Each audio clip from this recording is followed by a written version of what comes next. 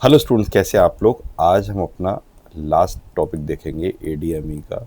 इसको हम बोलते हैं एक्सक्रीशन। ठीक है। एक्सक्रीशन को सिंपली हम समझते हैं क्या मतलब होता है। इसका मतलब होता है बॉडी से बाहर। ठीक है। कोई भी मेडिसिन, चाहे कैसी भी मेडिसिन हो, मल्टीविटामिन, एंटीबायोटिक, या वो हमेशा बॉडी में नहीं रह सकती, उसको रिमूव करना ही पड़ता है। तो एक्सक्रीशन में हम समझेंगे कि उसको कैसे रिमूव करेंगे। अब हमारा जो पेशेंट था राजेश, उसने दवाई ले ली, दवाई एब्जॉर्ब हो गई, डिस्ट्रीब्यूट हो गई, मेटाबोलाइज हो गई, अब उसके एक्सक्रीट करने का टाइम आया, तो कैसे वो एक्सक्रीशन होगी। देखिए, एक सिंपल, इतनी बेसिक सेंस तो टॉपिक ही बता रहा है कि एक्सक्रीशन जहाँ भी आएगा वहाँ सारा रोल किडनी का आ जाता है। ठीक है। Major work is done by kidney excretion में, लेकिन इसमें अदर ऑर्गन्स भी इम्पोर्टेंट होते हैं, जैसे थोड़ा लिवर का रोल होता है। ठीक, और भी माइनर ऑर्गन्स होते हैं। मेन इन दोनों के ऊपर आती है। तो सबसे पहले हम किडनी एक्सक्रीशन समझते हैं। किडनी के एक्सक्रीशन, इसको हम बोलते हैं रीनल। इसके तीन मेन फैक्टर होते हैं। पहला आपका आ गया ग्लोमेरुलर फिल्ट्रेशन। ठीक है, ये आपने फर्स्ट ईयर में ही पढ़ा होगा और वैसे ही पढ़ा होगा, लेकिन इसमें आपको एक बात ध्यान रखनी है। यहाँ पे फिल्टर वही चीज़ होगी जो फ्री ड्रग होगी। ठीक है ना। अगर ड्रग बाउंड है प्रोटीन से, चाहे एल्बुमिन से हो, चाहे अल्फा 1 ग्लाइकोलिक एसिड से हो, तो वो नहीं निकलेगी, केवल जो फ्री ड्रग है वो निकल के आएगी। ठीक है। फ्री ड्रग में भी उसका साइज़ स्मॉल होना चाहिए। ये सबसे बड़ा पॉइंट है इसका। सेकंड आ गया हमारा, क्या होता है फिल्ट्रेशन में, ट्यूबुलर सिक्रीशन। ये आपको ध्यान रखना है, एक्टिव प्रोसेस है। एक्टिव मतलब अगेंस्ट जाके बॉडी कर रही है, किडनी करती है।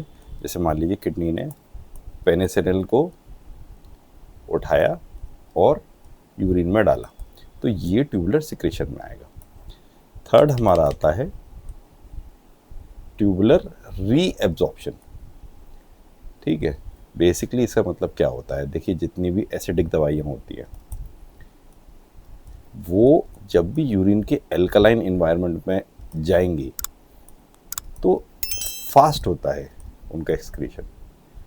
मेन कोर पॉइंट इसका ये है। तो एसिडिक दवाई होगी अगर, तो वो जल्दी बाहर निकलेगी।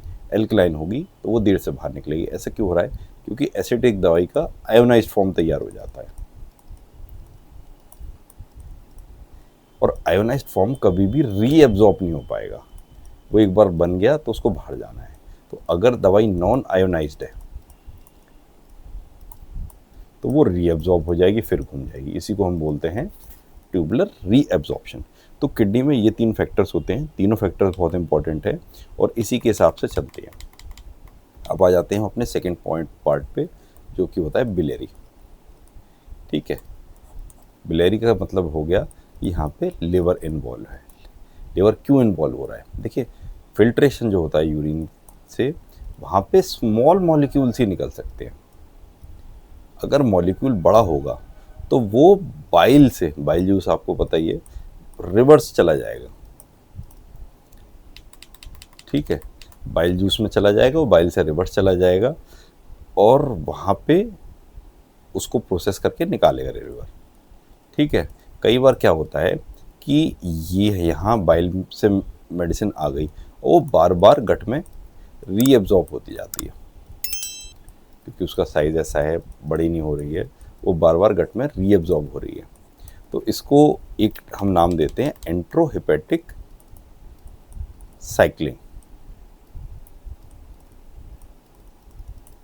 ठीक है। ये यानी कि लिवर में और बाइल में मेडिसिन घूमे जा रही है, घूमे जा रही है, घूमे जा रही है। इसको एंट्रोहेपेटिक साइक्लिंग बोलते हैं। ठीक है। और बड़ी होगी तभी बाइल में आती है। ये बेसिक इसमें चीज़ें आ गई। अब आगे हमारा अदर क्या हो सकता है? देखिए, अदर में लंग्स, थोड़ा सा इसका लेवल होता है स्मॉल। जैसे मान लीजिए एनेस्थेटिक गैस है, कोई एजी है, तो वो लंग से निकलेगी। और सलाइवा वेरी इंपॉर्टेंट, यहाँ से एक्सक्रीशन होता है। स्वेट, यहाँ से एक्सक्रीशन होता है। और ब्रेस्ट मिल्क, सलाइवा आपको सुन के कोई सरप्राइज़ नहीं होना चाहिए, क्योंकि बहुत सारे ट्राइग्लिसराइड फैटी एसिड्स जो हमारी बॉडी में मेटाबोलाइज होते हैं वो सलाइवा से निकलते हैं। बहुत से लोगों के आपने देखा होगा सलाइवा में स्मेल आती है, वो स्मेल उनकी बॉडी की नहीं होती बल्कि जो चीज़ वो मेटाबोलाइज कर रहे हैं उसकी होती है। ऐसी बहुत से लोगों का स्वेट ऑफेंसिव होता है, उसमें से बदबू आती है। तो वो भी इसलिए होता है कि जब उनकी बॉडी फैट या सॉल्यूशन ज़्यादा स्वेट के थ्रू निकाल रही है। तो यहाँ भी दवाई इन सब से मिक्स होके पसीने में हमारे सलाइवा से आ सकता है।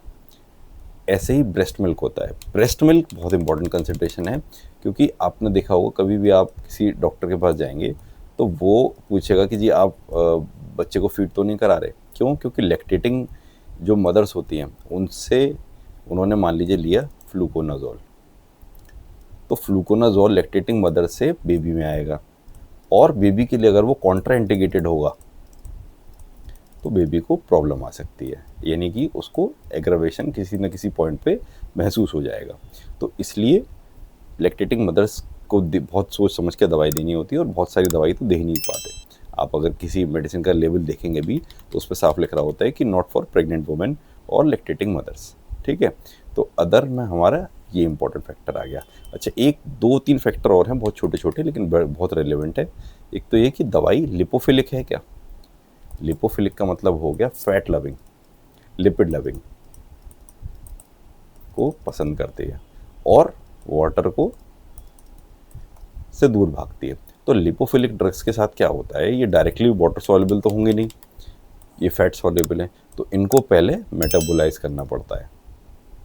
इनको मेटाबोलाइज करें चाहे कॉन्जुगेट करें, कुछ भी लिवर को करना पड़ेगा कि उसको पहले इसको वाटर लविंग, लिपोफिलिक से वाटर लविंग बनाना पड़ेगा, तब जाके ये बॉडी से क्लियर होती है।